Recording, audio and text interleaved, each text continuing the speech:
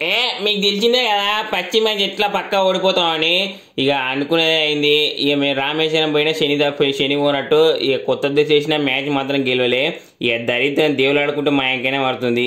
మేమేం చేస్తాం, ఎవరికి ఏం పాపం చేసినా మాకు తెలుస్తలేదు. ఇక ఫస్ట్ 4-5 ఓవర్లు దాకా బాగానే ఆడినాం, కానీ వాడు ముష్ఫిక్ రహీమ్ గాడైతే మూసిన కోళ్ళు మింగేటోడు. ఐపీఎల్ పుష్కరాలకు ఒకసారి కనిపిస్తాడు. ఇక పోయి మంచిగా ఆడుతున్న నా వికెట్ తీసినాడు. ఇక నన్ను 50 కొట్టకుండా ఆపిండు. ఇక మా 4 వికెట్ తీసిండు, ఏం చెప్తాం అని. ఇక కానీ లాస్ట్లో మా డీకే రావద్దు ఇక రఫ్ ఆడిచ్చారు. ఆ దేశపాండే కానీ బౌలింగ్లో దంచి కొట్టిర్రు. ఇక 150 కొడతాం అనుకున్నాం, కానీ ఇంకా 170 కొట్టినాము. ఇక సీఎస్కోలు ఊది పడేసారు. ఇక ఫస్ట్ మ్యాచ్ ఎట్లా ఇంకా దేవునికి ఇచ్చిపెట్టినాము ఇంకా మైసమ్మ తల్లికి. ఇక నెక్స్ట్ మ్యాచ్ అయినా ఈరోజు ఫస్ట్ మ్యాచ్ అష్టమి రోజు ఉంది, అందుకే మాకు కలిసి రాలే. ఇక అందుకే ఓడిపోయినాం. ఇక నెక్స్ట్ మ్యాచ్ పంజాబ్తో ఉంది. ఇక 25వ తారీఖు ఇక పంచమి రోజు ఉంది.